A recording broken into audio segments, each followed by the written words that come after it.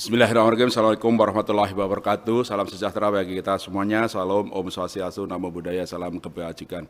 Yang sama-sama kita hormati Pak Menko Perekonomian, Pak Airlangga Hartarto, kawan-kawan media yang kita banggakan. Tadi saya tambahkan beberapa poin yang sudah disampaikan oleh Pak Menko tadi setelah rapat koordinasi nasional tim pengendalian inflasi daerah dan pusat itu dibuka secara resmi oleh Bapak Presiden dan tentu saja akan diikuti rapat-rapat koordinasi baik di pusat maupun di daerah untuk menindaklanjuti secara bersama bersinergi mengendalikan inflasi. Sinergi untuk stabilisasi harga dan ketahanan pangan nasional. Satu, yang dapat kami sampaikan, kami tegaskan bahwa inflasi yang kita hadapi sebagaimana tadi ditegaskan oleh Bapak Presiden adalah permasalahan global. Seluruh dunia menghadapi inflasi karena memang dunia sedang bergejolak.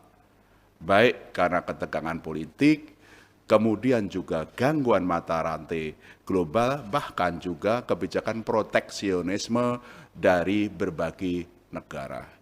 Oleh karena itu, Bapak Presiden tadi menegaskan ini harus betul-betul langkah nyata bersinergi secara mikro, tidak hanya secara makro, baik di pusat maupun di daerah. Itulah esensi yang tadi nomor satu yang ditegaskan, diarahkan Bapak Presiden, yuk kita perkuat sinergi dan koordinasi baik pusat maupun daerah mengatasi bersama inflasi ini yang dampak global sehingga kesejahteraan rakyat, itu daya beli rakyat masih tidak terjaga, pemulihan ekonomi itu bisa lebih lanjut dan tentu saja kita bisa meningkatkan, memperkuat pemulihan ekonomi nasional.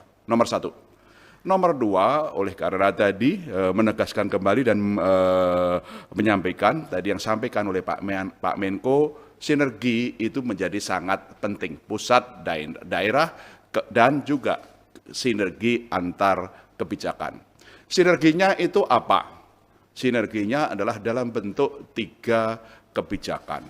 Satu adalah sinergi untuk mengatasi inflasi pangan. Itu menjadi penting karena Juli kemarin inflasi pangannya 11,47%, sementara inflasi IHK-nya 4,94%, dan Pak Menko sudah bergerak cepat untuk mengatasi inflasi pangan.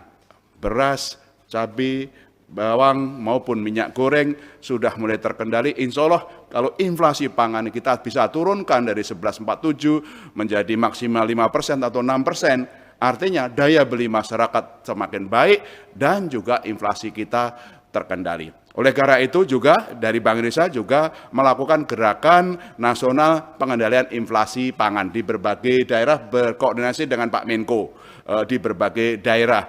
Dalam gerakan nasional pengendalian inflasi pangan ini seperti tadi Pak Menko sampaikan ada operasi untuk ketersediaan makanan, kerjasama antar daerah dari yang surplus ke yang defisit supaya memang betul-betul arus barang itu bisa teratasi.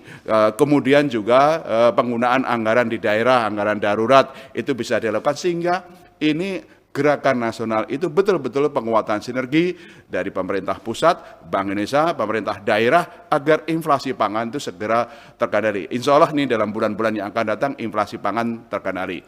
Nomor dua, kebijakan yang tadi disampaikan oleh Pak Menko adalah tentu saja kebijakan fiskal dalam bentuk subsidi untuk energi listrik sehingga ini yang dampak harga minyak, harga energi yang tinggi tidak kemudian membebani rakyat. Tentu saja itu tergantung pada kekuatan dari fiskal. Itu nomor dua. Nomor tiga dari Bank Indonesia. Dari Bank Indonesia juga bersinergi dari kebijakan-kebijakan yang kami lakukan. Arah kebijakan kami, kalau kebijakan moneter kami arahkan untuk stabilitas, sementara kebijakan makrobudensial, sistem pembayaran, UMKM, ekonomi keuangan syariah tetap untuk mendukung pertumbuhan. Untuk kebijakan moneter kami lakukan stabilisasi nilai tukar rupiah. Nilai tukar rupiah, ya nilai tingkat depresiasinya itu termasuk yang terbaik dari global. Year to date kurang lebih adalah 3,5%, rendah. Kenapa kami lakukan intervensi stabilisasi nilai tukar rupiah supaya ini tidak kemudian mengganggu stabilitas bagi pemulihan ekonomi dan juga agar rakyat tadi harga-harga di dalam negeri itu tidak naik karena gejolak global. Itu yang kami lakukan di nilai moneter, melakukan stabilisasi nilai tukar rupiah. Kami juga melakukan pengendalian likuiditas supaya memang tidak berlebih. Kalau terlalu berlebih itu untuk spekulasi, tapi juga tidak kurang, lebih dari cukup supaya perbankan terus menyalurkan kredit. Alhamdulillah kredit perbankan sekarang sudah lebih dari 10%. UMKM malah lebih dari 16% untuk mendorong pertumbuhan ekonomi.